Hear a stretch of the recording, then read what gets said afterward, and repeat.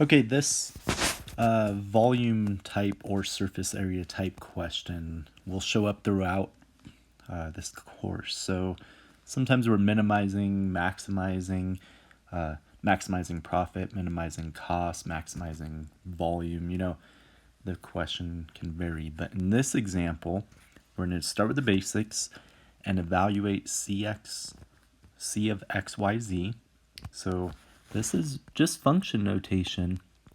Might be new to you though, because there's more than just, f of x, right? There's many variables in this. The process is the same though, that we're just writing an equation in function notation, right? So the question is, write a function for the cost if the top and bottom over here cost $3 a square foot. So top and bottom, right? $3 a square foot. And all the sides cost 5.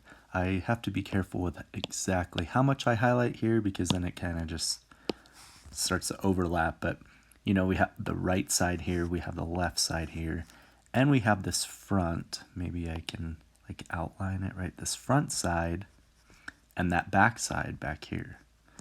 So all the sides though in this question cost $5 per square foot. The unit is very important. I typically teach math without using them much, because they do kind of get in the way here, but they are also a lifesaver if you're not sure exactly how to approach a problem. Oftentimes you can look at the unit and go from there. All right, well, let's first kind of approach this problem with the top and bottom. If it were $3 per square foot, okay, square foot means area, right? We're in 2 dimensions. So to find the area of the bottom here, I have one side is x and one side is y. Therefore, that area is xy. Because this is a box, a rectangular prism, the top is also xy. So we can say that we have the top and bottom. I'll write T and B. We have 2 of those, right? 2xy. And the cost to make this manufacture, whatever, $3 per square foot. Now, if I multiply 2 areas, x is in feet, y is in feet, I would have square feet. So over here, I'm going to go ahead and write these units for just a second, and then I'll get rid of them. But this 2xy is in square feet because it's area. And I'm multiplying by $3 per square foot. So per means division. And writing it in this way, you could see these square feet, they cancel, right? So the only unit I have left is this price, which makes sense. I have a price of $6 multiplied by x times y. Now, it's 6 only because we had 2 of them, right? The top and the bottom. Okay. Let's look at, I'll use green, I guess, the left and the right here. The right area we have yz, and the left will also have yz. So we have 2yz for the left and the right. Again, I'm not going to write units now, and I know that it was $5 per square foot. So therefore I can say this is 10yz. I'm going to leave units off. We know our final answer should be in cost, right? We're looking for the cost, so perfect. Alrighty, and last, I don't know, I guess that purplish pink is fine. The front and the back, right? The front, we have this bottom side is x, and the height here is z, right? Since this is z, this is also z. So we'll have 2xz, so front and back, 2xz, and that cost is again 5 as well. So we get 10xz. We'll just go back to black, I guess. And therefore our final answer, the cost of building this box, or whatever the problem is referring to, doesn't really matter, is the cost of all the faces added up, right? So 6xy plus 10yz plus 10xz. Pretty straightforward.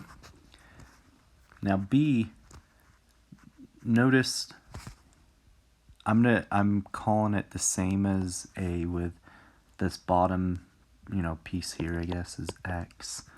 The side here is y, and the height here is z. It's missing a front and the bottom. So if we look back at A, I just need to take off the bottom, right? I need to take off one of these, so that would be 5xz. And then I need to take off the front. Oh, that was front and back. That's right, that works, because I took off the front. I didn't realize the F and B, right? Front and that's a back. This is the bottom. Okay, so I took off the front, and now I'm going to take off the bottom. So one of these, so this one would just be 3xy. And then that middle stays the same, 10yz. Now, if I had changed the cost, I would need to rethink, each of these. But for B, the cost then, 3xy instead of 6xy. 10yz stays the same. That was the left and right. There's still a left and right side. And there's no front, but there's a back, so 5xz. Okay. For C, I had asked you to evaluate C of 1, 2, 3. So what does that mean? That just means substitute 1 in for x, 2 in for y, 3 in for z, which means this, right, is 1, 2, 3. And same thing down here for B, 1, 2, 3. We're going to go ahead and do both. So the full box from A, right, C of 1, 2, 3 then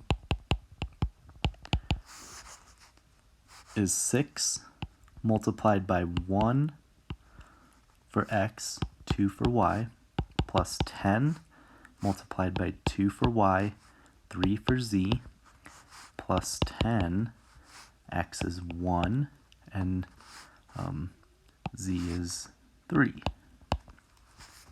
All right, so the total cost, if those were the dimensions, 1, 2, and 3, the total cost is 6 times 2 is 12, plus 60 here, plus 30, so 90, $102.